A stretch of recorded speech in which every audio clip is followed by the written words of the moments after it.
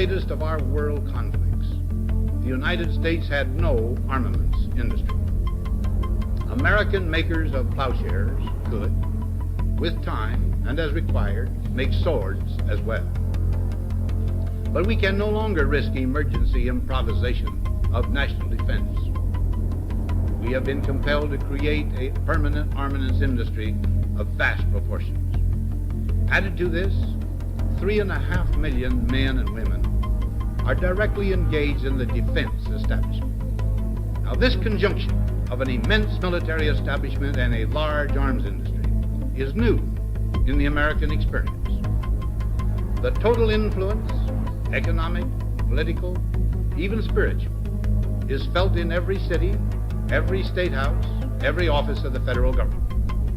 We recognize the imperative need for this development, yet we must not fail to comprehend its grave implications.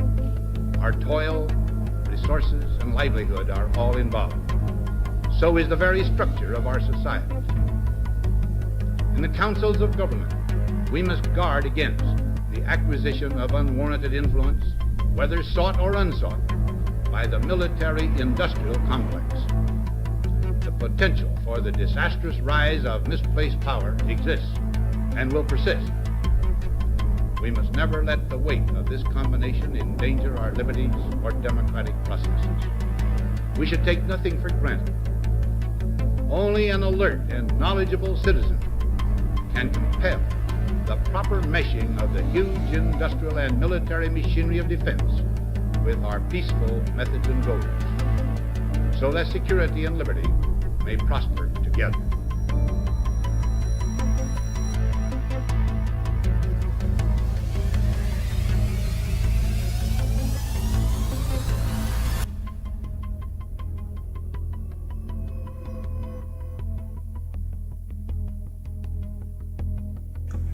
Ladies and gentlemen, the very word secrecy is repugnant in a free and open society, and we are, as a people, inherently and historically opposed to secret societies, to secret oaths, and to secret proceedings. We decided long ago that the dangers of excessive and unwarranted concealment of pertinent facts far outweighed the dangers which are cited to justify it. Even today, there is little value in opposing the threat of a closed society by imitating its arbitrary restrictions. Even today, there is little value in ensuring the survival of our nation if our traditions do not survive with it. And there is very grave danger that an announced need for increased security will be seized upon by those anxious to expand its meaning to the very limits of official censorship and concealment. That I do not intend to permit to the extent that it's in my control. And no official of my administration, whether his rank is high or low, civilian or military, should interpret my words here tonight as an excuse to censor the news, to stifle dissent, to cover up our mistakes, or to withhold from the press and the public the facts they deserve to know.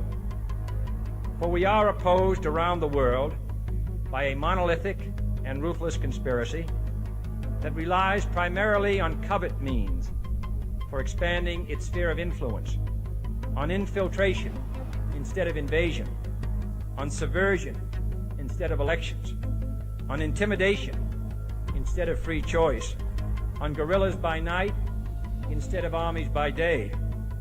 It is a system which has conscripted vast human and material resources into the building of a tightly knit, highly efficient machine that combines military, diplomatic, intelligence, economic, scientific, and political operations. Its preparations are concealed, not published. Its mistakes are buried, not headlined. Its dissenters are silenced, not praised. No expenditure is questioned, no rumor is printed, no secret is revealed. No president should fear public scrutiny of his program, for from that scrutiny comes understanding, and from that understanding comes support or opposition, and both are necessary. I I am not asking your newspapers to support an administration, but I am asking your help in the tremendous task of informing and alerting the American people. For I have complete confidence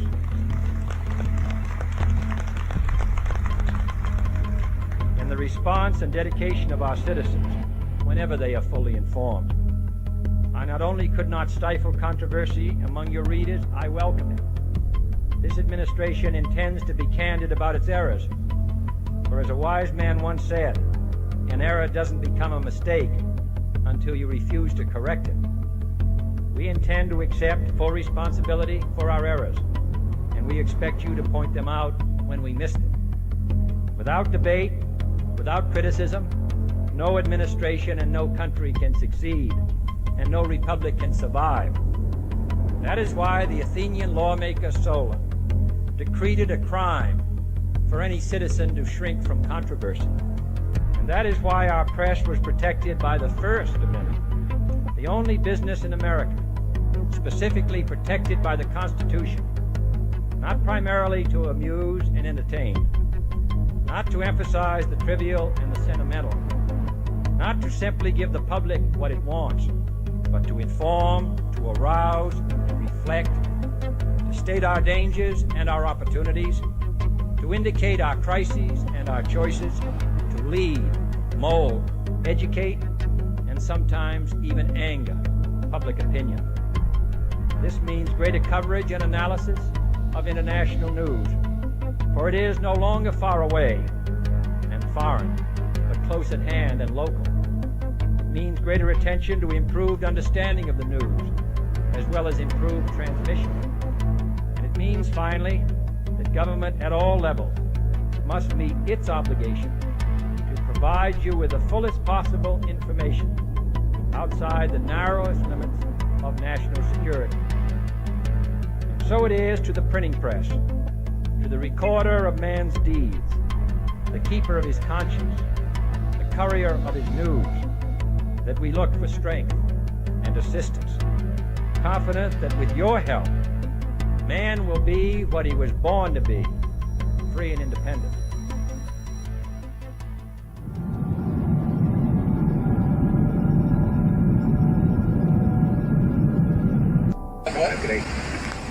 How about the chemtrail generator? Oh. Let's make sure that thing's working. We're going to check this out. I gotta... 133.6. Oh, look at that. They're working. They're working. You can see the chemtrails coming out of the entrance here. Look at that. I'm dying to take a picture of that's cool. My neighbor, you got, yeah, so I Chemtrail generator. I'm doing a video. Chemtrail generators are on.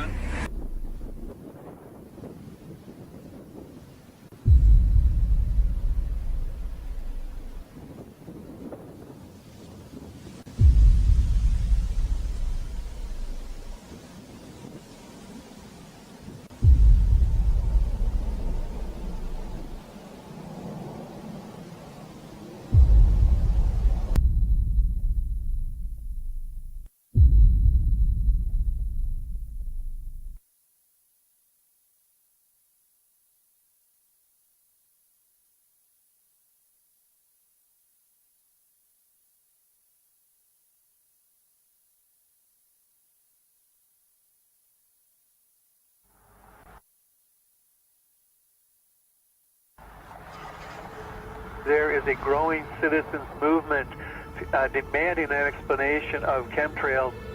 And I talked to my NSA buddies at Fort Carson, Peterson Air Force Base, and Buckley, where I was actually their doctor taking care of the pilots flying and spraying the chemtrails. So I know it's real. If anybody says it's not real, they're full of it.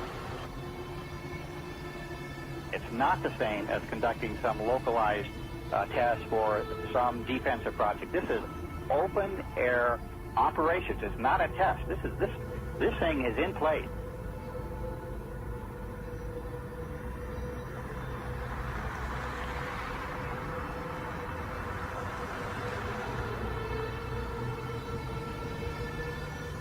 It didn't start until about 1996. Exactly.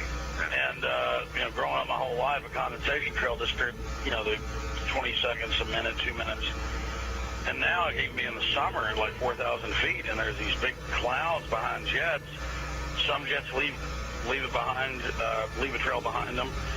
Other jets at the same flight level, same altitude don't.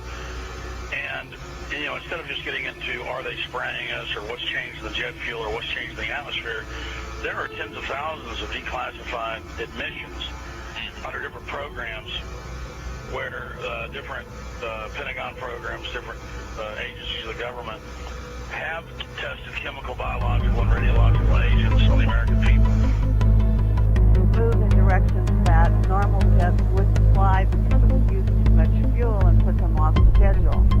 And the jets that we see here do loops. We've got pictures of them looping the same X's and crosshatches. But I believe that some of that, not only are they looking for keeping something in the air almost all the time, but we feel that some of the markings are to mark the start and stop areas for their programs so that they can watch their experiments either from satellite or ground.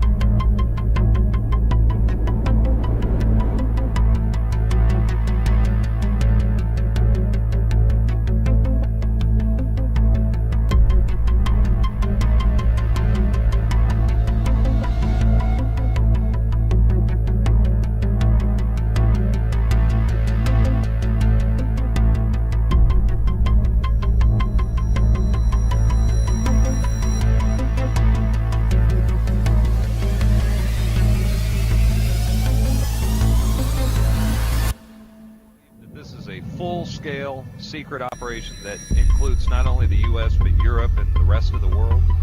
Well, that's apparent because you can see the pictures from all over the world, and I get them constantly. Some areas are worse than others. The excuse for this is, number one, weather modification, number two, to save us from global warming, and number three, to save us from the terrorists. A lot of these programs, of which there are many patterns and which has been designated as wake vortex simulation carried out by NASA Langley Research Center, many of these operations and the patents go on to explain how if there is a biological attack by terrorists at some point, that these exercises and practices will, in a sense, save us with the spider webbery that comes down from the aerosol spraying, potentially gathering the chemical mass spray that could be sprayed on any given population. The problem with that is the terrorists don't have the means to deliver this. They don't have the access to deliver this over the American populace per se.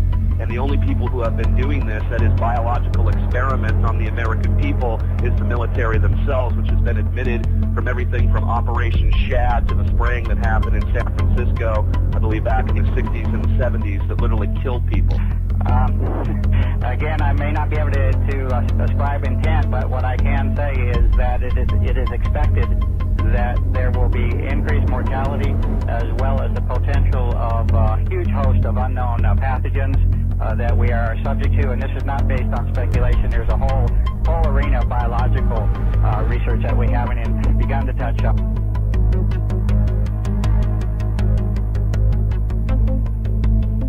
The death dumps, otherwise known as chemical trails, are being dropped and sprayed throughout the United States, in England, Scotland, Ireland, Northern Europe, and I have personally seen them not only in the United States but in Mexico and Canada.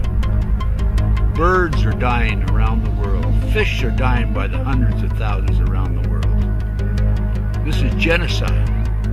This is poison. This is murder by the United Nations. This element within our society that's doing this must be stopped. I happen to know of two of the locations where the airplanes are that dump this crap on us. 4 of the planes are out of Air National Guard, Lincoln, Nebraska, and the other planes are out of Fort Still, Oklahoma. I personally have observed the planes that were standing still Nebraska, Lincoln, Nebraska, at the Air National Guard. They have no markings on them. They're huge, bomber-like airplanes. This is a crime. Crime against humanity, crime against America, crime against the citizens of this great country.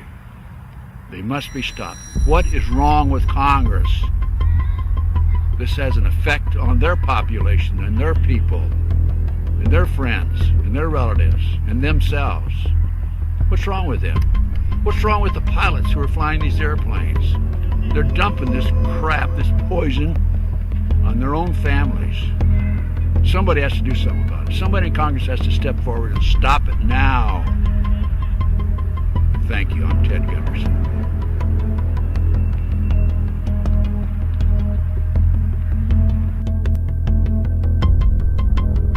Talk about chemtrails. So the first question that comes up to my mind is, where does this word come from? And this is a question that is beyond theory, because you can find out where the word comes from. And it comes from soldiers of the US Army, mostly US Air Force, who brought this word into the English language because they were sitting at the US Air Force Academy, attending classes of the chemical faculty, and one of the classes is the chemtrail class. This is kind of, when you study at this university, the class where you learn how to make chemtrails. Yeah. This doesn't touch the question, do chemtrails exist up in the sky or not? The only thing we can answer by looking at this chemtrail class is we can see this is a military technology. We don't know if it is applied or not, but we can study the technology because it's taught at the university. And this manuscript is a little bit hard to read. It's like 260 pages, roundabout that. And basically it's examination questionnaires. So there's not a single answer in it, but there are thousands of questions. And when you take this manuscript and answer all the questions from these examinations, then you gather the knowledge. And from this knowledge, like with a jigsaw puzzle, you can back-engineer what chemtrailing is. Topics they are dealing with is aluminum coating of plastic surfaces is a big issue. And the synthesis of nylon fibers especially. This is one part of this chemtrail class. And if you want to know what this is good for, there's one military application called spoofer sprays. These are aluminum-coated nylon fibers, and they use it to hide planes from radar detection. The other half is a little bit more difficult to read and to analyze. It very, very much looks like that they are talking about spray pyrolysis, which is the production of crystalline nanoparticles in a combustion process. This is something that is done in industry when you want to produce certain types of nanoparticles. It is a very cheap and very efficient way to produce nanoparticles. And there are two ways in industry and in this manuscript. One possibility is you take like metal salts that you can solute in water, and then you take this water and run it through a ultrasound nozzle that is kind of turning it into millions of very, very small droplets. And these droplets are brought into a flame. And then the water evaporates, and the salt content of the little droplet forms a small dust particle. And if the flame is hot enough, it will eventually melt and recrystallize. And depending on the temperature and on the droplet sizes, you can create crystalline particles, you can create amorphous particles. This is one possibility that is within the range of spray pyrolysis. The other possibility is not to use water, but to directly use combustible liquids like methane or whatever. I think methane is within the US military the first choice. And then you don't even need a secondary ultrasound nozzle. You can use the ultrasound nozzles that create the vapor that is burned within a jet engine. So this is basically the chemical and technical knowledge that is taught in the chemtrail class. So we get a first idea what this technology is about. So I started to get interested in internal papers of certain agencies. This is the paper in the original form, and the title is a little bit funny. It's Future Strategic Issues for Future Warfare. And they project this on the year 2025 as if they talk about future technologies. And they just name a number of technologies that are going to be used in future wars. And they explicitly say the war of the future is not in between countries. They expect to have a world government. So the war happening on this planet is between the government and the normal people. And this completely different type of war will need completely different weapons. And then they list all those weapons.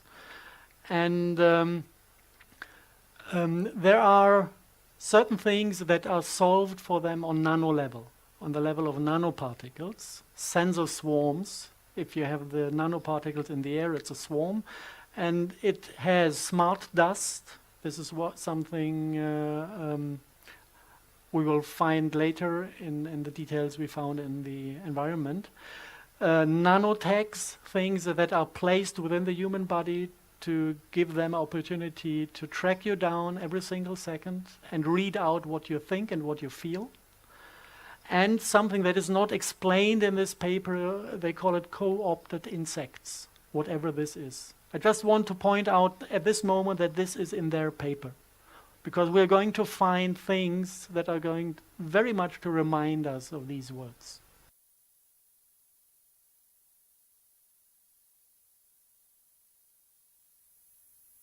We come to the things that we really, really, really can see in the lab. And if you go one step back to the chemical analysis, the elements you find, on one hand, you have this type of fingerprint. You find barium, strontium, titanium, and aluminum. Wherever plants die, these are the metals that can be found in, let's say, a slight overdose, more than nature should have in it. At that point, we had to start looking at optical analysis, microscope analysis of particles that we found in the rain. And one component is a piezoelectric nanocrystal. This is kind of a pure sample of the thing. You can see it has some kind of magnetism that makes the little particles join each other like magnets, which is one aspect of this piezoelectric properties. And the most amazing thing, if you look it up, piezoelectric properties could be expected with the barium strontium titanate, which is kind of the fingerprint, barium, titanium, strontium that we are looking for. There's no aluminum in it, but 3 of the elements are contained in this piezoelectric crystal. We have highly transparent nanoparticles. They have a refraction that is 4 times higher than the one of diamonds. That, if you look it up on Wikipedia, you can read there that they are valid for scalar applications, that they can be used in applications utilizing time reverse, field structures. It is a set of physics that is not in the public domain. It's scalar physics. But even in Wikipedia, it is mentioned as one of the particles that has the ability to handle and process scalar waves. Let's put it this way. Maybe it's the easiest.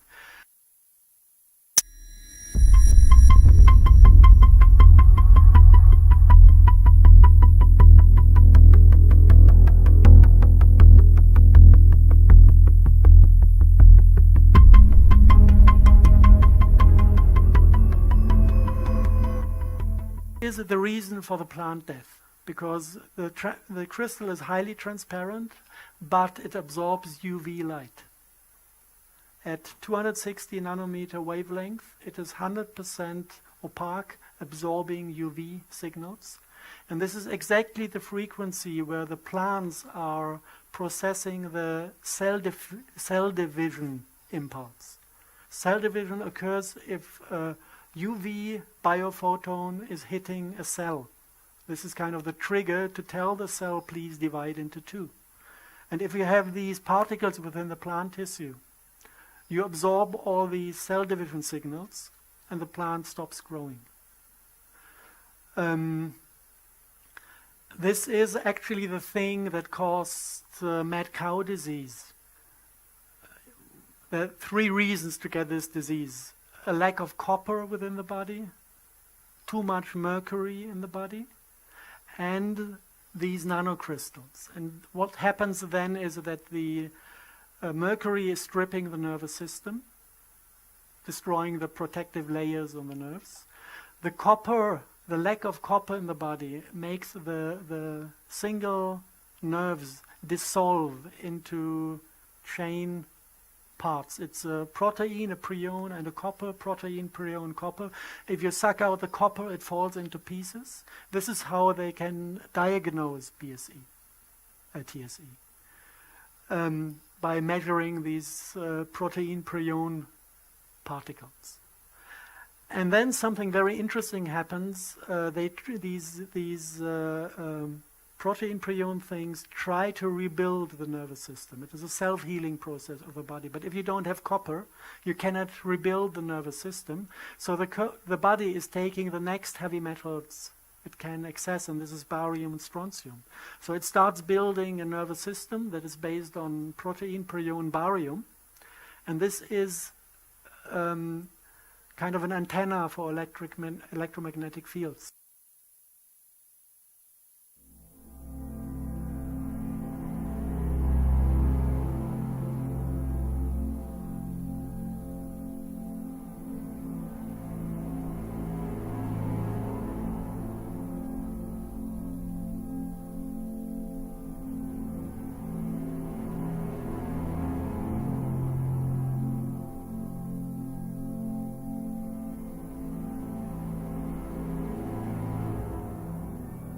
So we are rebuilding a nervous system that is sensitive on electromagnetic fields.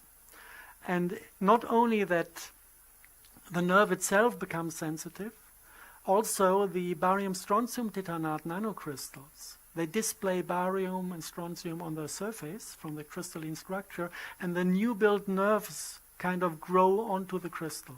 So what you get is a new connecting point for the nervous system that is piezoelectric.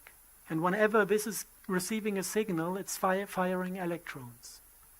So you have a direct access to the nervous system of the human being. This is one nanobot that you can find in the literature.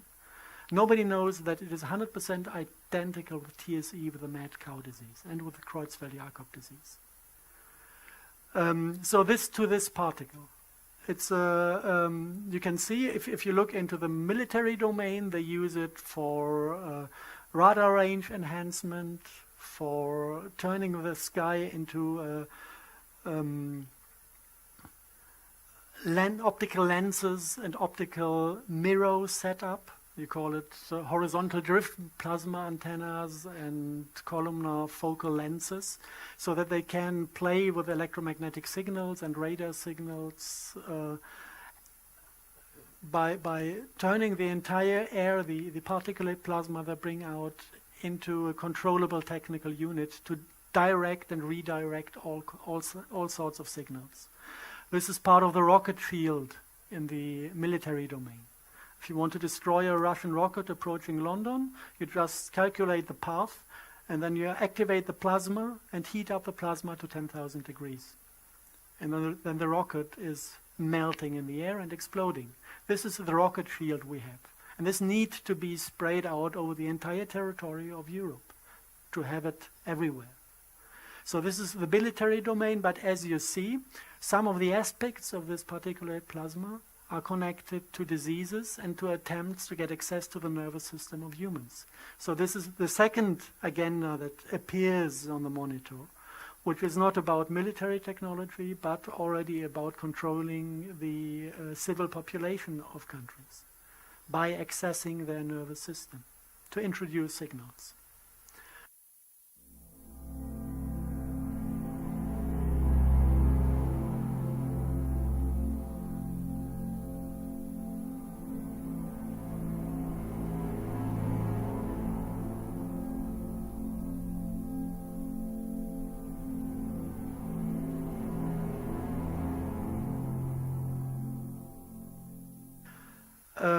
The second one, aluminum and manganese oxide. By the way, barium strontium titanate is produced in industrial spray pyrolysis at 750 to 600 degree flame temperature, which is identical with the flame temperature within normal jet engines.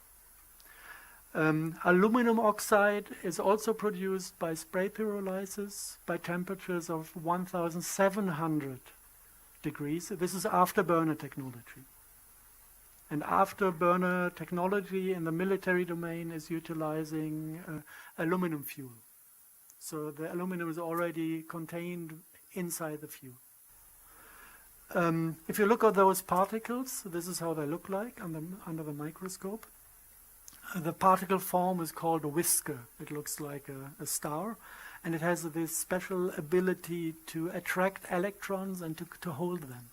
So this is the function of these particulate plasma in the military domain. The barium strontium titanate can be activated to spit out electrons, and the aluminum oxide is carrying them for a long time. Just to show that this is what we have on daily basis in the environmental monitoring. Both those two nanocrystals. This is also connected to a medical problem, especially if it is the low temperature form. Then you don't use aluminum, you use manganese, create manganese oxide.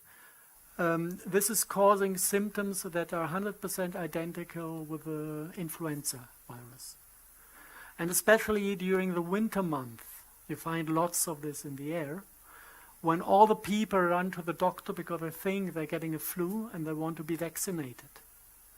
I know in Germany they sold 20 million vaccine units last year. And the funny thing is, if you ask them, how do you know that people have a flu, it's only going via the symptoms. We had 6 people examined on molecular level to find out what kind of flu virus caused the disease. 6 people in this entire season in Germany, and from there they make statistics. So basically this is sprayed hysteria, and it has nothing to do with the virus, and running to the doctors to get vaccinated is suicide. Okay, the next thing that you can find in environmental monitoring are Morgellons. Yeah, if you look at the things the vaccination is containing, starting with mercury, this is pure poison. Starting with chelates that pull out copper from your body, you start realizing that there's a plan behind it. Yeah. We know all this about the TSE scandal because of one guy called Purdy. He was a farmer in Great Britain that had a biological run farm. And he refused mandatory vaccination for his animals. And none of his cattle had TSE. Not a single one. Just because he refused the vaccination. And this was at the moment when he woke up. And 10 months later, he died of brain cancer. Just to refer to the list of microwave weapons and their application. Okay, in the NASA presentation, we had the nanotags that are apparently there to track down people, to find out where they are and what they think.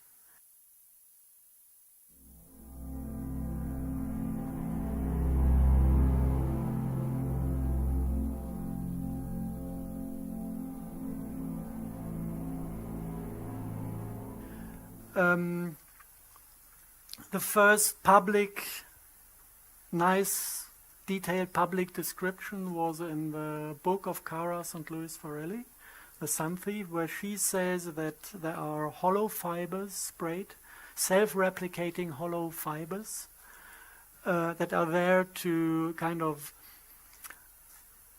read out the light fingerprint of your DNA, transform it into an electromagnetic radio signal that is detectable via satellite and ground stations. This is what she found out by analyzing information dealt with the chemtrail communities in the United States. She never mentioned the name Morgellons in her book, but if you look at these Morgellons, who had heard about the Morgellons disease? Half of you, okay. Let's just have a look at them. Nice creatures. This is a German tomato that got some German rain on top of itself. This is real time, yes. Now watch the Morgellon, what he does. He loves us. He's getting excited and he's trying to get close. I don't know exactly what they react on, maybe on infrared radiation.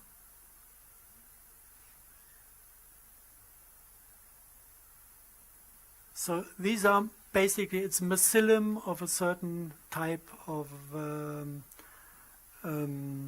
fungus. And this fungus is, first, if you want to look at it, it's airborne. It's not a single fiber here and there.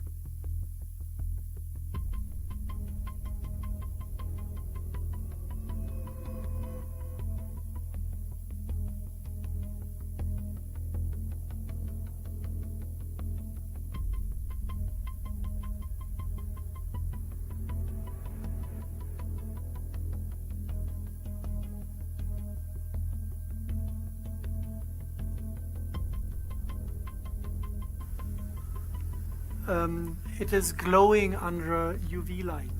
So if you take a UV lamp at night, you can see those fibers airborne. And there are billions of them. Not every night, but every now and then. You can see them fly around. And these fibers, this fungus, is infecting the human body. And with 95% or 99% of the people, nothing special happens. They're just embedded somewhere, and your biology is keeping the fungus population low in your body. They just function as a plasmonic antenna to send out a signal, but you don't get sick from it. You don't get it. No visible symptoms. So we would guess 100% of the population in Europe is infected. It's not a big deal, it's not dangerous, as long as the body can handle these things. Some of the people cannot handle it. And then the mycelium is starting to grow within the body and starting to multiply. And at a certain point, they are extracted via the skin. And you can see that they have this ability to collect colors. You have blue Morgellons and you have red Morgellons. And nobody knows where these colors come from because they are of technical origin.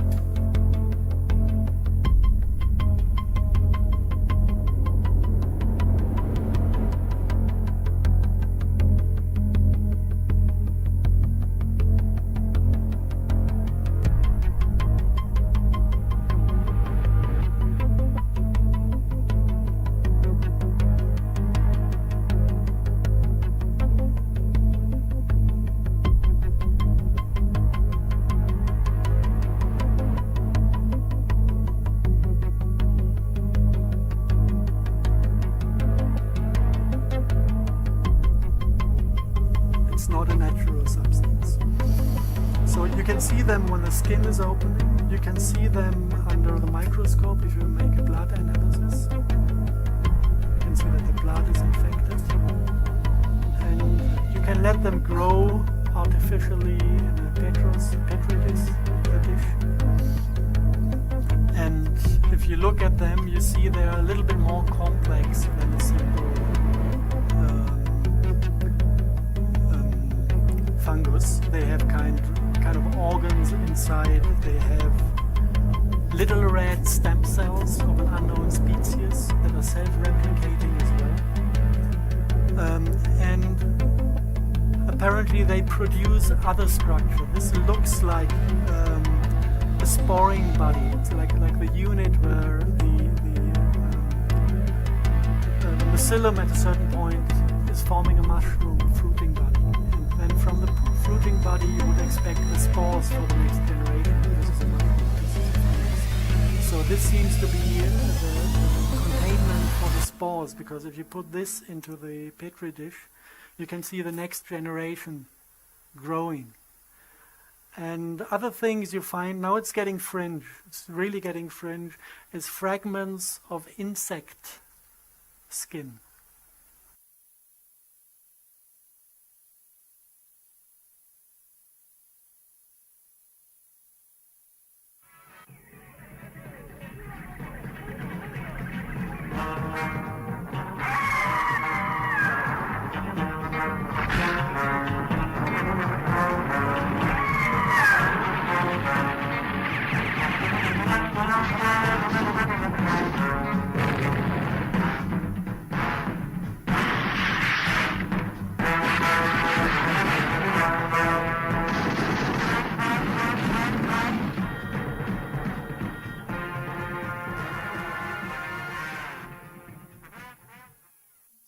Found in these environmental samples is unidentifiable fibers. And I really want you to appreciate the meaning of unidentifiable. These fibers have been sent to sophisticated laboratories, and there is nothing in the databases that match them. These are fibers, we could say, that do not exist in nature. People around the world are developing lesions on their skin that ooze and produce fibers. This is known as Morgellons syndrome. Tissue samples cultured from ordinary people without this ailment contain and grow the very same fibers. When these fibers are cultured, they produce colonies of filaments. You can see the extension filaments. And these colonies continue to grow and reproduce, branching out into more filaments and more colonies. The filament cultures can be grown from saliva samples, tissue from the skin, mucus, urine, blood, from animals and people, regardless of the presence of the Morgellons condition. So where do these fibers or filaments come from? Airborne environmental samples that were collected by Clifford Carnicom in 2000, the year 2000, gathered at high altitude on a mountain in New Mexico, showed the presence of those fibers, whose structure matches exactly the tubular filaments showing up in our blood, tissues, and skin. Additionally, the samples collected by Mr. Carnicom showed what he calls, and was called in biology, desiccated erythrocytes. This is a multisyllabic term, but it means dried red blood cells. So, why are dried red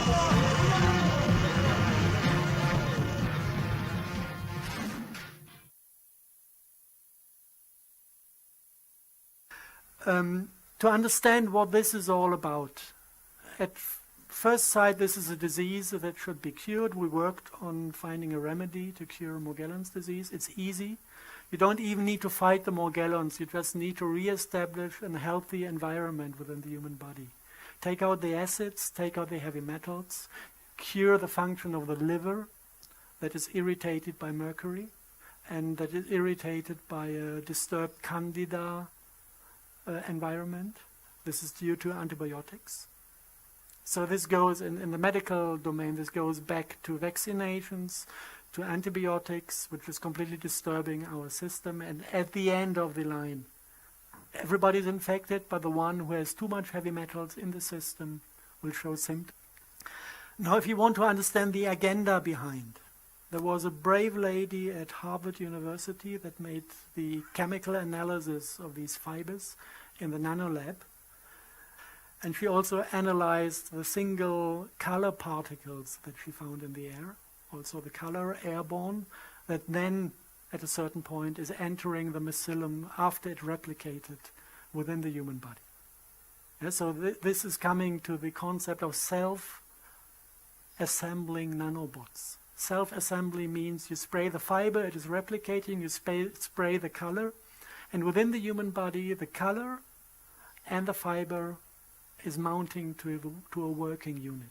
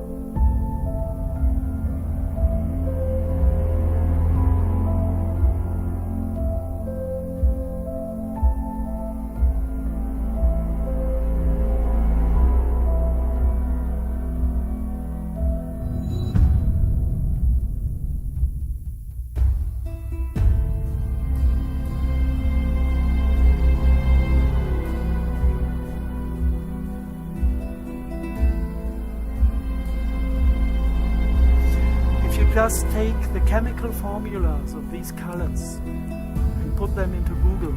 Something really, really funny happened. I found that in Berlin there's an American company that has a kind of daughter in Berlin, and they are holding all the patents, world patents for these colors.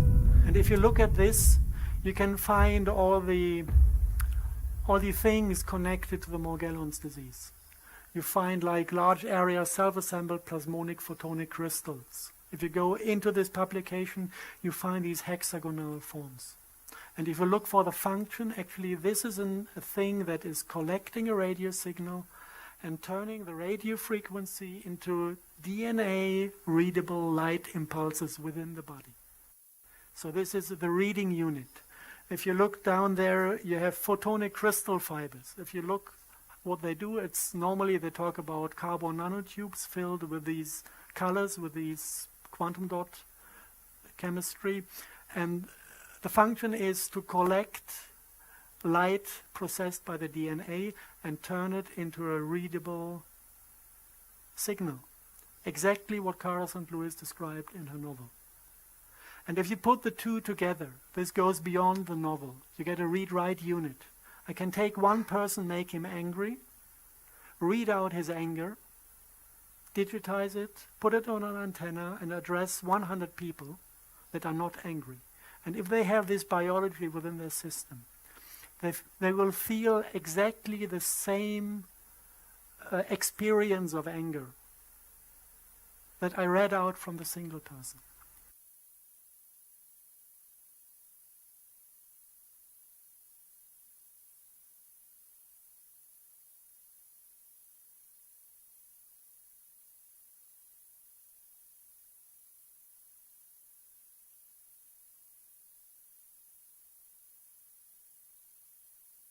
So, what do I need? Do I need an Arabic Spring?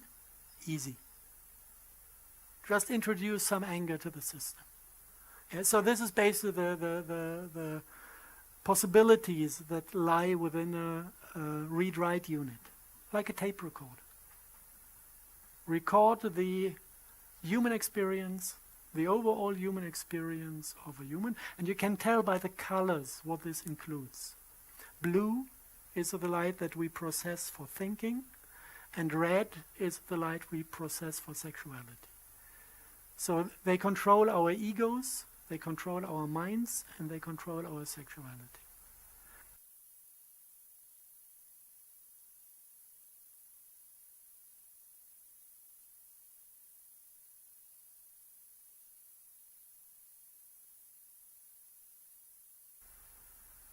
This thing is controlled by microwave.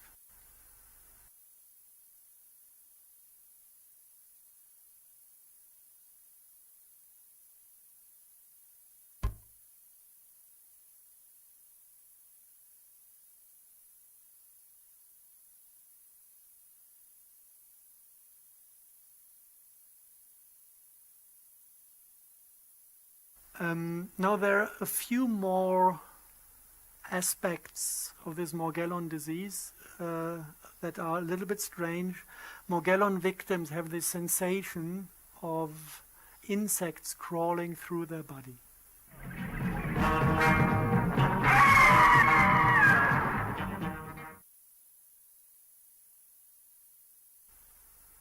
It's sometimes the disease is called delusional parasitosis.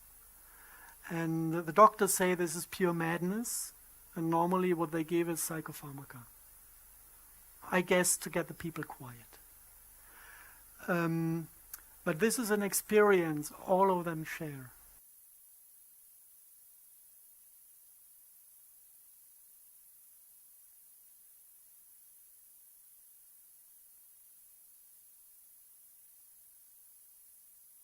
I'm analyzing what we have in our air.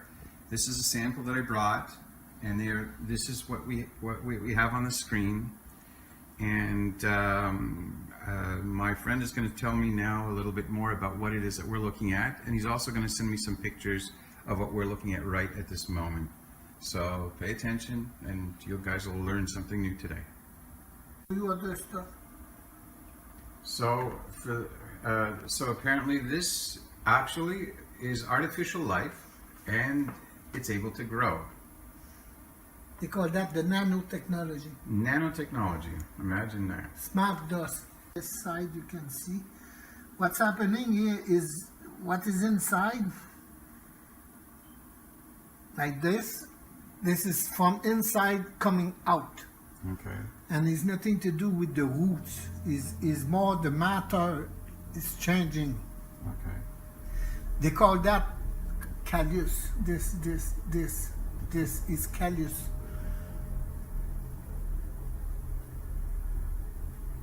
We go back, we follow the hair a little bit. You can see the skin of the hair.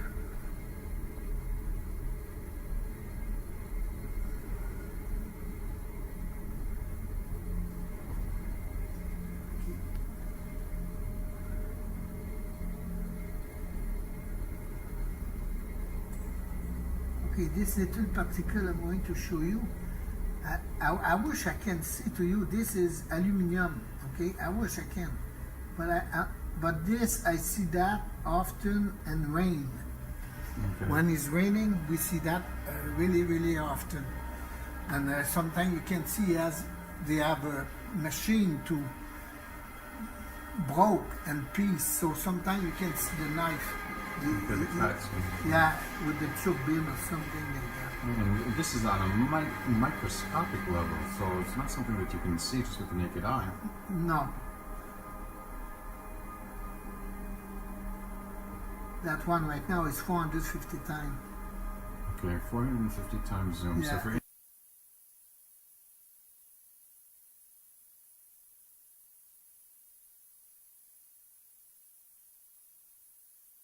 anyone out there that has a microscope and wants to do something similar and verify some of this stuff, check out your dust and take a look. Okay, this is the same kind of stuff like the long one. We see they go and go and go and they are long. Mm-hmm. So I'm going to show you that one is not long, okay? So you see it's shorter. But I'm going to zoom in this part here.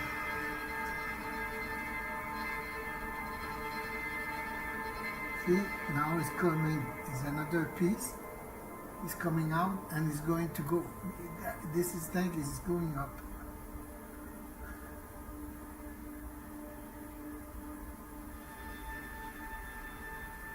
And this is, see, it's like a snake.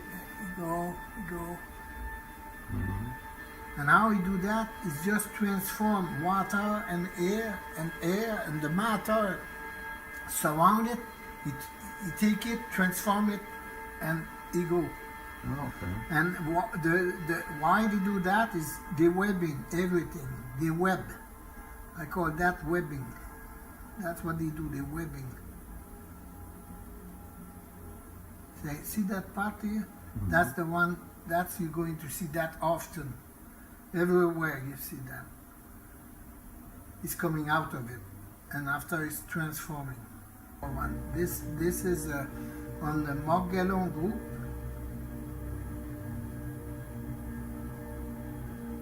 Morgellons? Yeah, Morgellons. Look at it. I've been starting to hear a lot of things about this thing, Morgellons. Yeah, that's what it is right now. Is that moving on its own? Oh yeah, he's moving on his own. I do nothing. I look need the S. Oh yeah, there it goes. So, and this is in the dust around us? Yes. And that when you breathe that. That's why everybody has that inside their body. It's a snake. Oh Jesus! Dress has an S. It's very scary, those stuff, you know. It's alive. It's a nano. It's a life. It's artificial life. Artificial life. Yes. Wow. And his mission is webbing, transform and webbing. That's what the mission. See, the little one. That's why it's fractal. You have a big one and you have a small one. And when you look at the small one deeper, you can see there is a small one on top of the small one. Something right now. What he has done is he's used a file to bring his skin layer down to do an experiment. And so, explain the experiment. Okay, it's on the screen. It's on the screen. Okay. Yes. So after this is the top of the hand, and what I was want to see is what's happening. So as you see what the fiber do, they are webbing. They're webbing, and you have all that from inside the body. Oh, wow. Okay. Yeah. So, and I have a movie of this and that also. So you didn't only take pictures; you actually have a film. Yeah, it was a nice camera to do that. It's almost after that you need a microscope. So I'm not good on camera to. So explain what we're seeing. Then. Okay, what's happening is the fiber. The webbing. So now I let them go to see what they want to do. So they work together and they go as a spiral, always as a spiral, because it's stronger, so that we can go higher. And here, if you look at the head, the head is important because you have that one who come up, and after that one was up, he fall down, and see the other turn around, that one go up. They always go like that, and they work together to make the tower like that. And inside of this you have other stuff which I will explain other time, because I didn't discuss with my friends here yet. But and after this is one side, and now at the other side he start to do the same. So you see, he start to build round one, and that one go inside. And after you see here, he do the same, the round one, and he go inside, and he's going to make another tower. I'm amazed that this is possible on such a microscopic level. But I mean, I know that we're as a human being, we're made up of Yeah. Of things that grow. But that's not normal. This isn't normal? No, this is the smart dust. Okay. When they talk about the smart dust, what I learned from them, on the 1990, there was explained that the smart dust will be everywhere in the nature.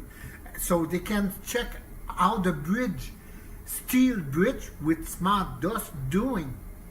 So it's happening, all this happening. And I can tell you why it's happening, because I already checked. So I take a walk outside, I take up from the ground and Ross nail, and the nail was have the callus, the stuff which emerged, you will see it before, and it was have the fiber. And after on the ground I pick up some foam, and the foam was do same thing as you see here. Okay. So this was in the samples of 3 days of snow. Yes. And that was, I guess, once it's melted? Or yes, it's melted. Okay. It's melted. And so those fibers are in that. Yeah. Now, I saw here on the balcony that those dishes, and I'm sure you're going to tell me about what that is. Yeah, later. And all right, no problem. Okay. I'm just so curious. I'm getting excited about this, and I'm sure that everyone watching this with me is going to be as excited as I am at this moment. What you look at is the reflection, like you on the background. You see the picture of the dust you give to me, but like the landscape give you a reflection of what is the water of your eyes. That's why when you move your eyes left, right, you can see the wave of the water on your eyes, and with the wave, that's those fiber. I want you to pay attention, and that's what he was explaining. You will see it. Okay, yeah, no, I do see that. Actually, sometimes I think is it possible that we see these things sometimes when without the reflection as we look out? Of course, you can see it. Okay. Like if you have a nice, you look at the ceiling at your place, and the right light, not too strong, this and that, you're going to see them. But there is also a part which is natural, and often the guys, can explain that for your eyes. But that's that's not what we're talking about. What we're talking about is what you see on your eyes is exactly what you see on the picture on the microscope right now. It's the same thing, but not as big at your dust. Oh my God, okay, what is this? That's the same thing. That's the fiber. And that's attached to my hair as it comes out? That's on your skin also. Oh, that's because that's why I was want you okay. to scratch your skin to pick up what is floating on your skin. That's the reason I was want you to scratch. So those particles on the bottom here. Okay. That's what you pick up when you scratch your skin. This. Okay. Okay. And all those little particles from the skin. Okay.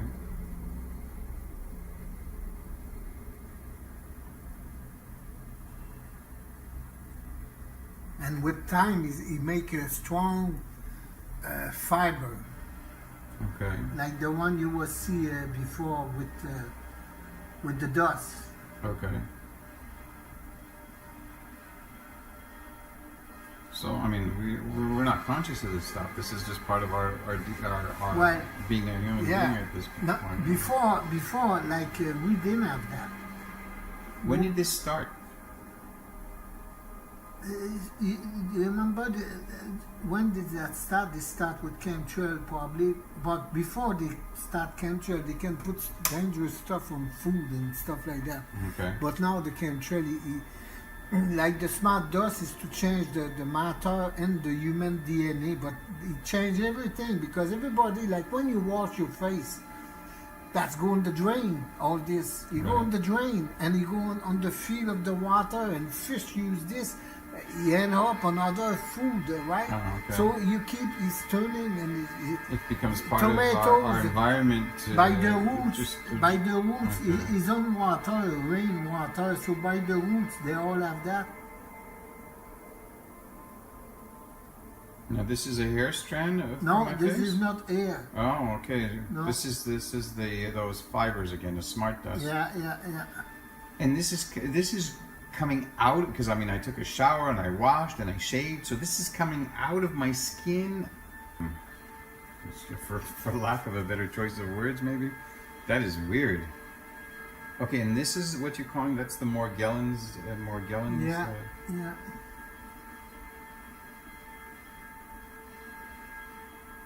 So we all have this on our faces, and it's constantly, it's expanding outside of us, and that's what's causing that the dust.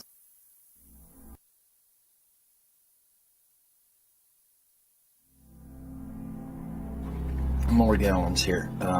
I've been working with tea tree oil. It got down and inside one of the little, what we call tube access. Anyway, when I did, I got a dropper full of tea tree oil, and I applied pressure constantly for like 5 minutes, and it dripped some tea tree oil into this creature,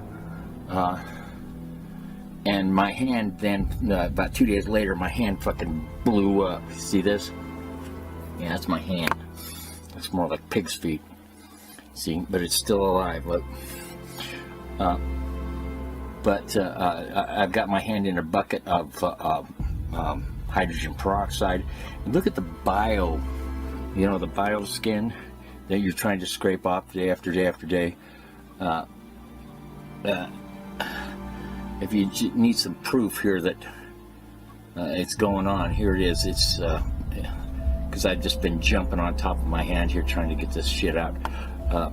But right there, see that? Looks like a, I don't know, man, this has been really sick. This one has just been really, for me, even sick. And I'm the guy that pokes torches in my legs. I mean, it was like really, well, you can see, it was really infected. And I just stood on it and I wrapped ropes around this thing and then just started squeezing the shit out of it.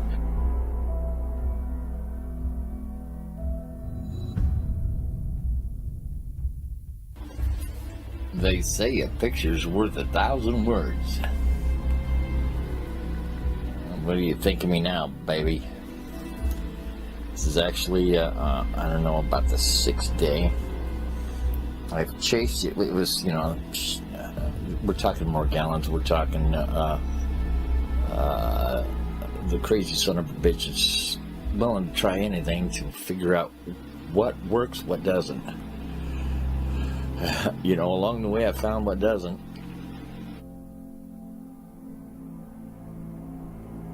This one, you know, the word's not in yet. But see that bad boy right there with a little black dot? That's a hell of a fucking port directly to the mothership.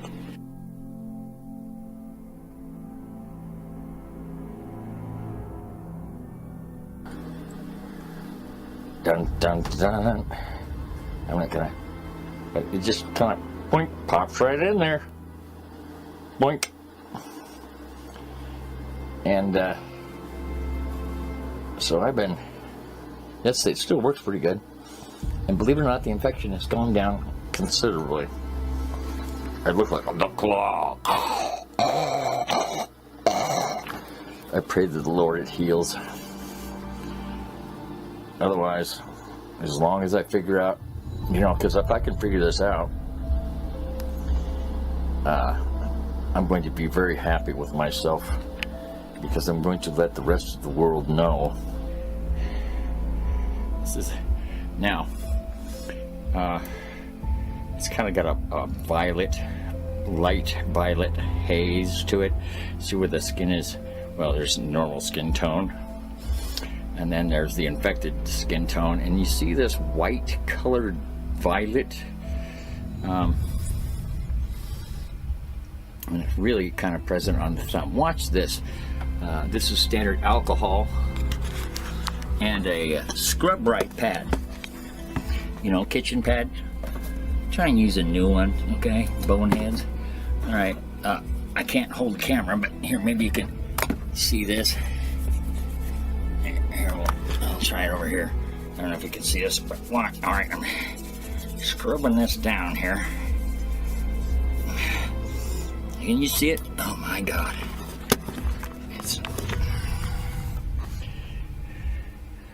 Look at that. See all that shit? separating and leaving and, you know, and I'm out of here kind of thing. That bioscan.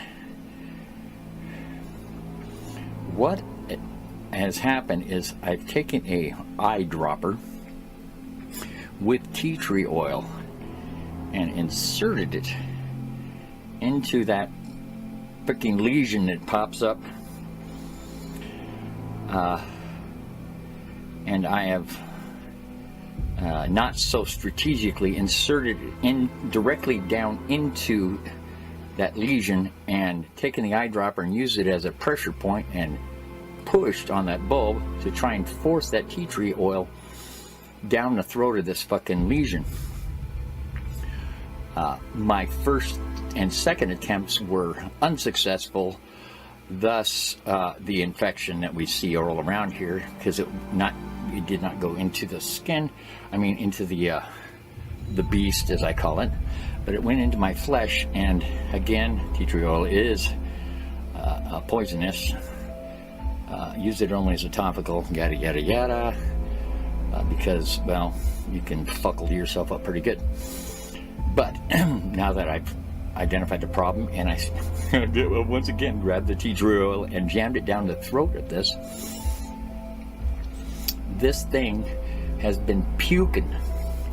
Last night I stood on top of it, well, not stood, but I applied pressure to it to the point where it finally, I guess, popped, broke, and started leaking a bioskin or biofluid or the makings of, or the and thus I have this huge buildup of this bioskin that has developed around the leaking or leaching area. I also have a very disgusting pan filled with this material that I secreted from myself using Epsom salt soak, and then directly into hydrochloric. No. Well, I'm old, so I forget shit. Anyway, I'm going to. This is pretty fucking ugly, isn't it? Anyway,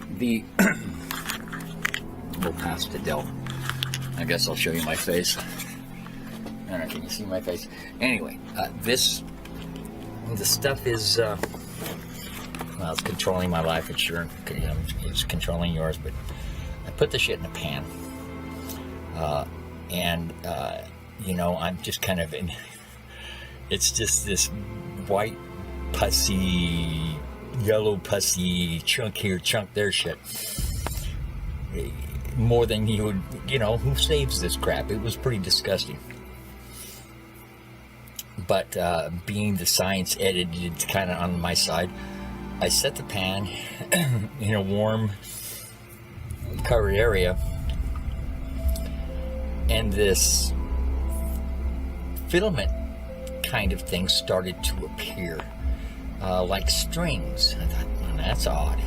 I left it there, thinking, okay, so all this conspiracy shit that I've read, let's put it to the test. It's been in its little tray for like 12 hours, and it has developed into a strand. These floating particles, remember the nanoparticles self-assembling thing? I'm putting it to the test, and the shit seems to be gathering together.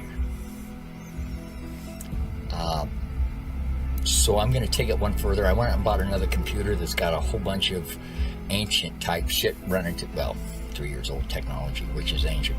And I'm going to put this stuff up to the monitor with Google's patented induction of radio waves directed personnel mind control rumor. I'm going to hold this nanoparticle bullshit, pussy crap, up to that and see if it takes it the next step. Because the self-assembling nanoparticle is a fact. you know, buy it or not buy it. I'm gonna cut and edit to the ugly little shit that's in there, and you tell me. As you can see, I am in it to win it.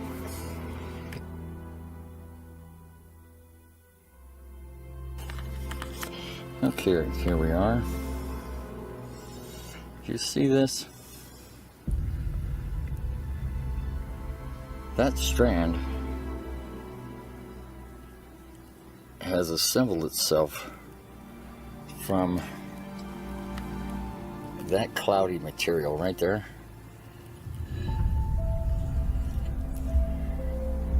Sorry, it's a bad shot, but that has developed on its own. I find that interesting. Now, if you, my God, I haven't looked at this in a couple hours, and I'm just now seeing it again, and it's, my God, it's. You can see structure here. You can see organized structure. You can. This is just fucking wrong. Good luck, guys.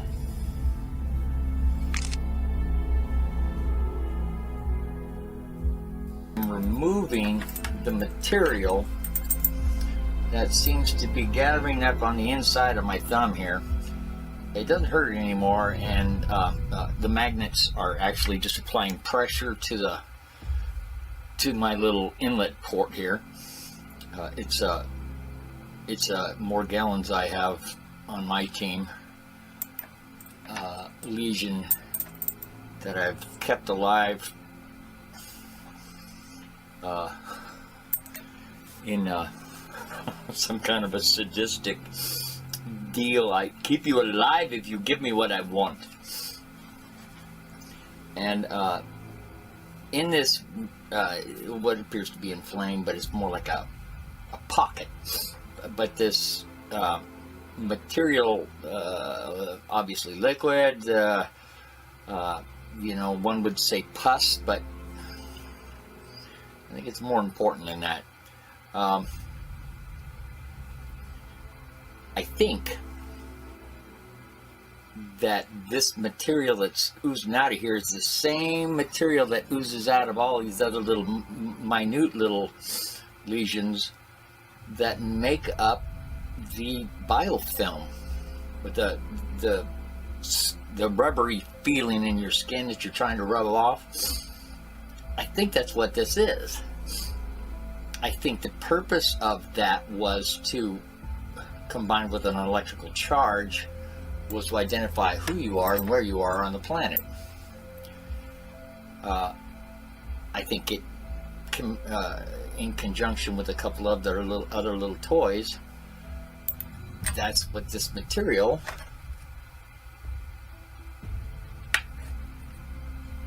will do for them. My hopes is to find a lab that will graciously diagnose this. See, I have a matching set. These I shut down. Diagnose this material, not necessarily for free, but you know, if you tell anybody what the fuck you're doing,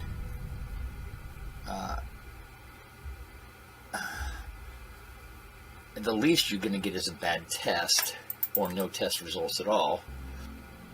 Worst case scenarios lately are pretty worst case. We're getting down to the nitty gritty here, because if this keeps going the way it is on me, you're going to need some other suicidal son of a bitch out there trying to figure out what this is and poking at themselves, because I'll be in the dirt.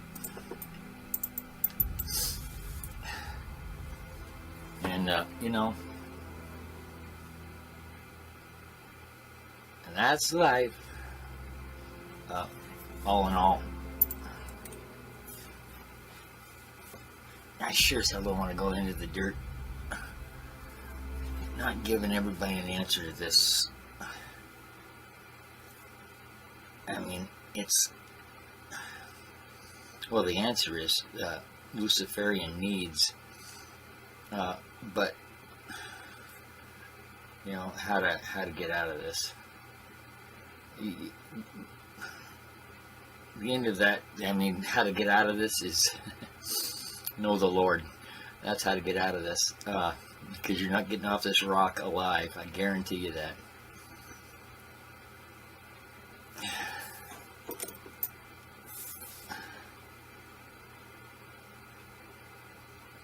Ooh, good one. I'll be here for another... Bet I could fill that bottle tonight. No shit.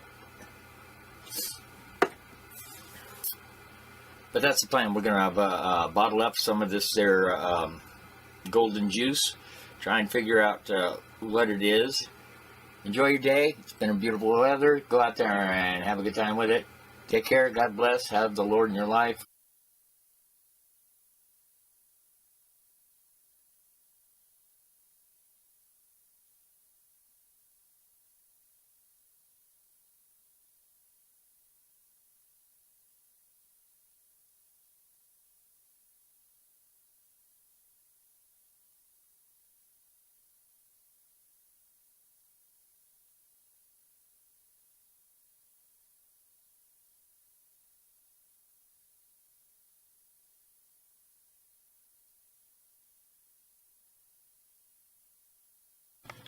Okay, here's a better example of the areas that I was working. If you notice down in here, you can see what I was talking about by striation. The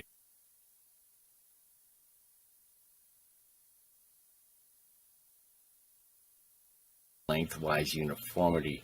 However, up in here, this is where the Morgellons has actually come out on the skin in a rash.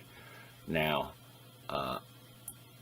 let's intensify the strength of this and see what's really going on a little bit more in depth. You see the radical confusion of the cellular structure of my skin, comparably so to more organized cellular structure.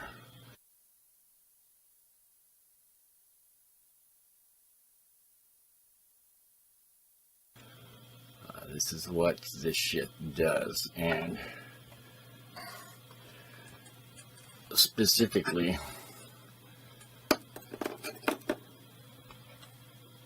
that shit. This is what's been leaking. I can't focus it, but this is the fluid that I pulled out of my arm or my thumb. You know, you saw it earlier. It's clear as a bell for the most part. There's no funky pusses or, you know, looks like gasoline. Anyway, that's the shit that's taking us down. You guys, good luck. I'll keep you informed. So, the backbone of understanding Morgellons, it is a fungal infection. Now, if you look at the biology of fungi, it is a species that is taking a couple of steps while developing. You have the phase where there is only mycelium. These are very tiny fibers, growing networks, interconnecting at certain points.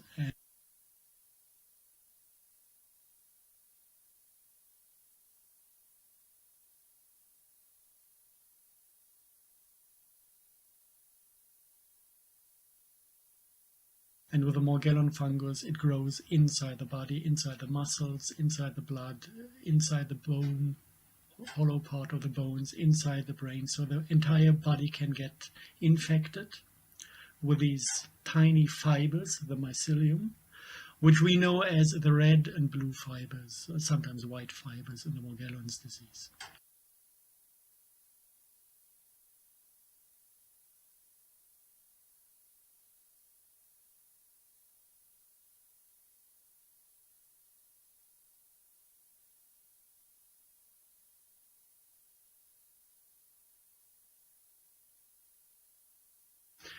When they had enough of absorbing nutrients from the body, they decide, like every mushroom does, to form a fruiting body. And this starts with these Morgellon fibers growing towards one point, uniting at one point, somewhere in the body, in the space. And this is called the peduncular base. This is basically the point where the growth of the fruiting body starts.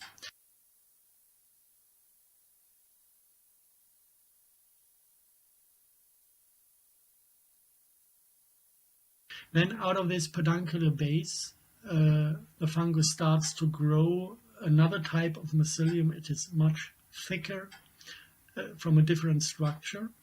And this secondary mycelium is forming the morphogenesis of the fruiting body.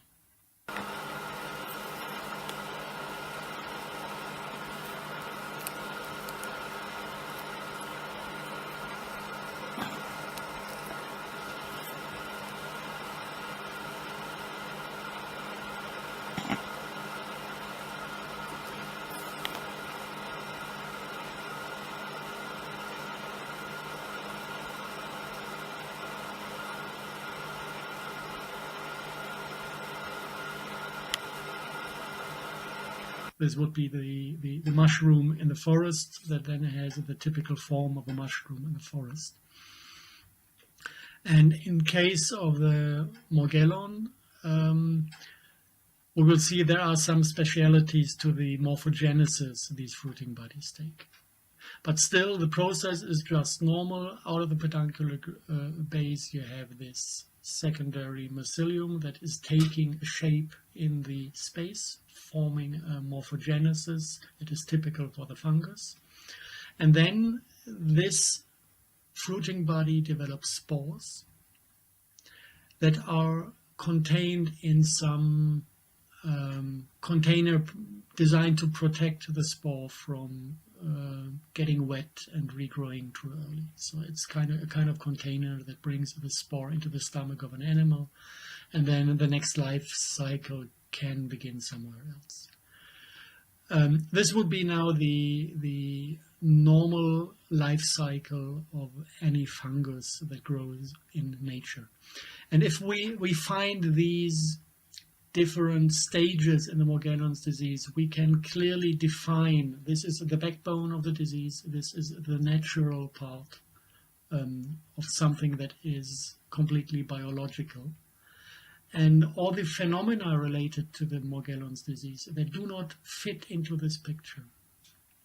We then can have a second look at those properties or characteristics that do not fit into the normal life cycle of a fungus. And then we can try to find out where does this come from and for what purpose is it possibly designed.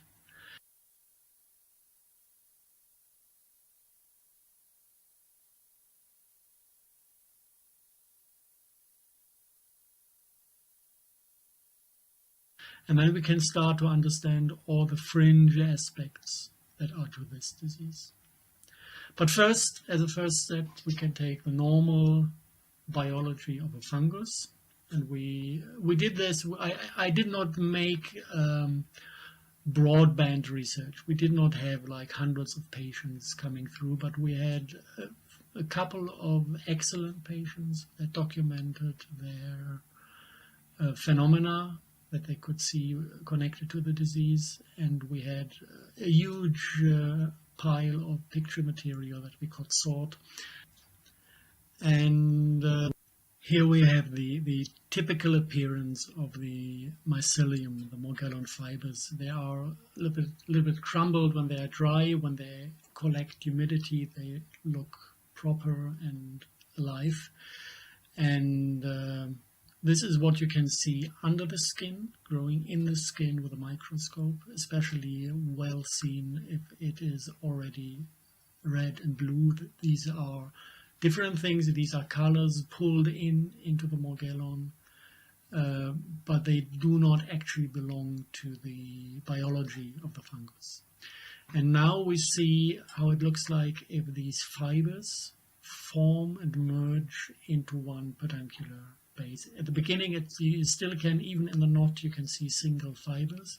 They then extract some kind of reddish, it's always red in this case, reddish glue, and glue together and form a body where you cannot see any single fibers anymore, except of the ones left over that basically connect the peduncular base to the still existing network of mycelium. In the picture it's not shown because this was extracted and separated from the grid it was connected to, but you can still see kind of the connection point at the peduncular base. Then from the peduncular base, the first thick fiber grows. It is shrimp size. If it freely grows inside the intestines, which Morgellons love to do, all these samples are not taken out of the skin or out of the muscles or out of any part of the living body, but they were taken from inside the intestines, where they grow most freely with the highest possible size and perfection in morphogenesis. So there you can see actually what the thing does when it is completely free to develop. So with this picture we see the first fiber of the fruiting body developing out of the peduncular base. You can see it kind of at the tip, at the end of the head of the shrimp form.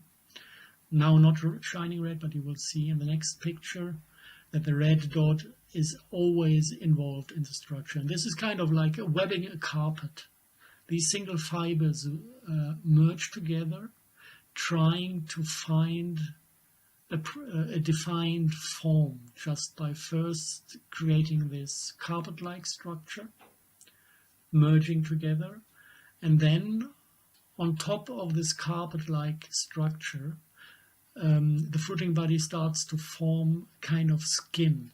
So it looks like the skin of chicken wings when you grill them, when they're not completely covered. And when they're fully grown, the skin completely encapsulates the carpet-like structure. And what you get is a morphogenesis that actually reminds of, not of fungi, but it reminds of rather vertebrate beings, like higher developed animals or beings. And there is a number of characteristics that can be found in most Morgellon fruitings body that are fully developed. And it is a kind of hip where it bends over. It's a duck type or duck shaped head, actually with one eye on top. What you always can see is a kind of umbilical cord that is connecting the fruiting body still to the network of mycelium to feed it and deliver all the nutrients necessary to grow. This is basically it. And if you look at the overall shape of these fruitings body, these entities are about 24 days old. With some of the patients develop like fruiting bodies during the ovulation, or the process of getting fruiting bodies is kickstarted with ovulation. It is with female patients.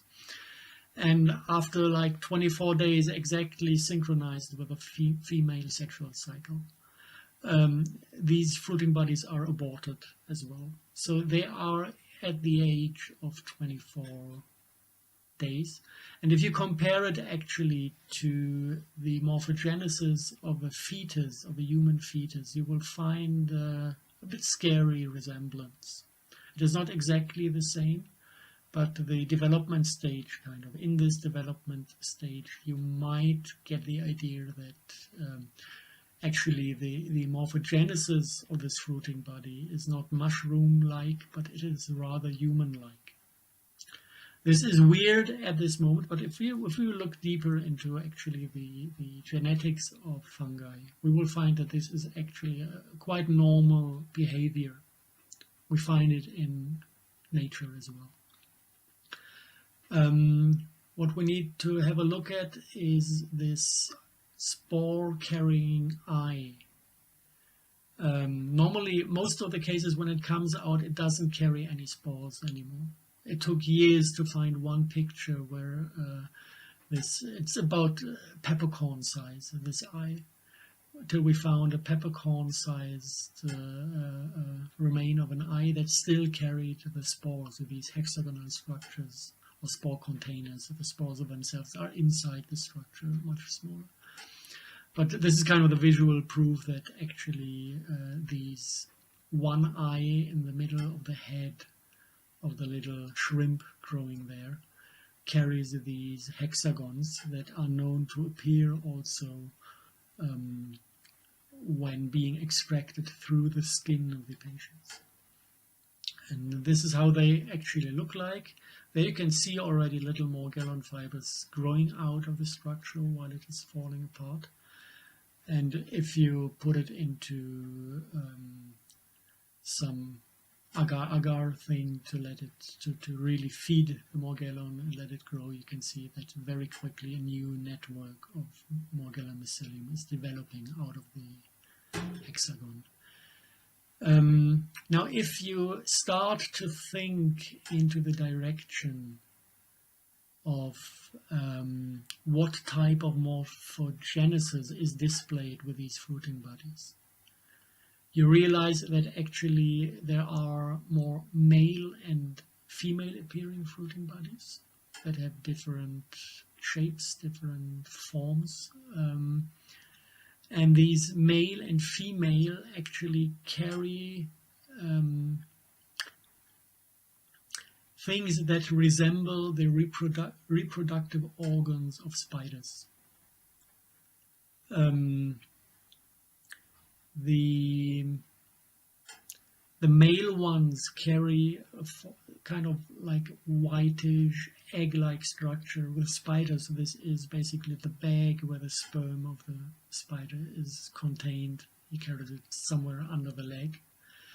And with the female structures, you will find like ovaries, looking like ovaries actually, that carry these tiny little red cells that are also connected to the disease.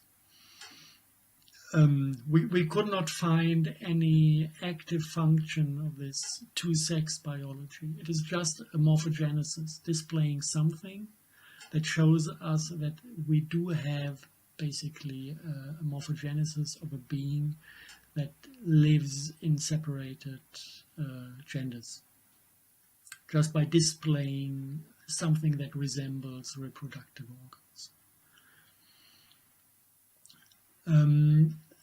This actually is the entire backbone of the disease. This is where we can say, okay, we have a fungal infection. It infects the body, blood, muscles, brain, bones. When it's satisfied, it goes either into the intestines to form big-sized fruiting bodies to reproduce, or sometimes these fruiting bodies actually grow inside the muscles or under the skin in the interconnecting tissue somewhere, and then are extracted by the body through the skin. These are much smaller. They go like 2 millimeters, 3 millimeters in size. Still, they carry the hexagons.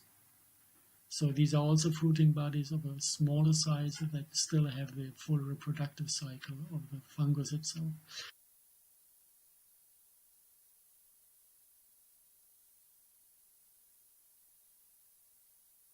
So this is different from patient to patient. So from that point of view, it basically is a story that totally makes sense. There's one good news about this, because it is known why fungi infect humans. And there's actually only one reason to it, one reason to why a fungus is infecting a human, and why the human, this is the more important point, is letting the fungus grow inside his body. And this is when the body is over-acidified and heavy metal poisoned. These are actually the conditions fungi love. They prosper on heavy metals, they prosper on acidity.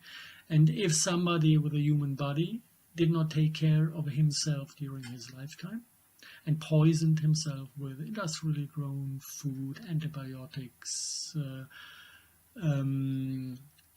so this is basically the mechanism. And if you understand the mechanism, it is 100% obvious that the way to get rid of them again is simply to detox the body to the point where there are no poisons and where there is no reason for the body to let Morgellons grow, because the growth of the Morgellon is actually controlled by the biophoton household of the body, by light frequencies that control the growth of all microbes in the body.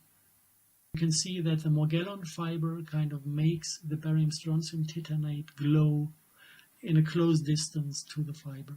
So this is kind of a visual proof that Morgellons are utilized as an integrated component of the smart dust that also contains the barium strontium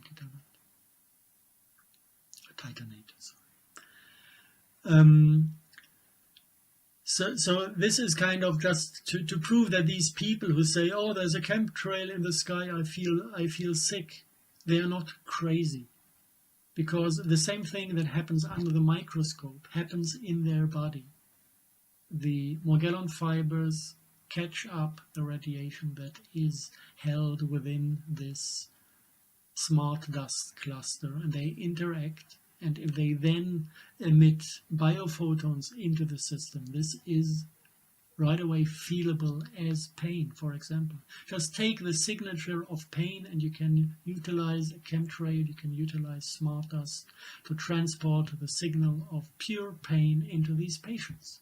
No problem. Technically, you just need to take somebody, cut a knife into his skin so that he has tremendous pain, record the pattern, and replay it and send it through the grid to everybody, and then everybody is going to be in pain. This is how transhumanism actually works. It's not about medicine, it's not about helping humanity, it's not about making us more intelligent. It's about war, it's about control, it's about torture. Yeah. And this is something we need to understand, because these people are sitting there in completely protected spaces, like the Singularity University, next to Google headquarters, next to NASA headquarters in Silicon Valley. And they think they're above the law, which should not be the case, because what they do is a criminal act. It's a violation, a straight violation of the Nuremberg Treaty that says no medical experiment without the permission of the patient. This is violated worldwide. And there's enough proof in this presentation to take those people to court, if you want to take them to court. Okay, this is kind of one aspect. We have this intelligence community connected to the entities that pretend to be a democratic state, which they are obviously not. And they are abusing aspects of the technology to spy on you, to individually mind control people, and to collectively mind control people. This is their agenda, and I don't even think they believe that they are bad guys themselves. You know, if you take this mindset of a control freak, he says, of course I am good, because I can feel only good intentions inside myself. You know, we need to reduce Earth population by 90%, because if we don't, we will destroy the planet. So I am good because I'm saving the planet. This is how mental madness, illness works. And because I am good, and when I control everything, everything is good. Yeah, so controlling everything is good in itself. This is how their mindsets work. And the only mistake we make is that we just pass our power to them with a democratic system. Telling them, okay, do whatever you like with us. This is what we do when we go to vote, and we accept that the people are supposed to rule over us. But this is now something else. It's politics. It's the question of how to deal with the entire issue, which I actually should leave up to you, because it's not my business. I'm sitting here with you. We have different opinions. Okay, so we have this topic of transhumanism, and then there is still a list of things that is not explained yet.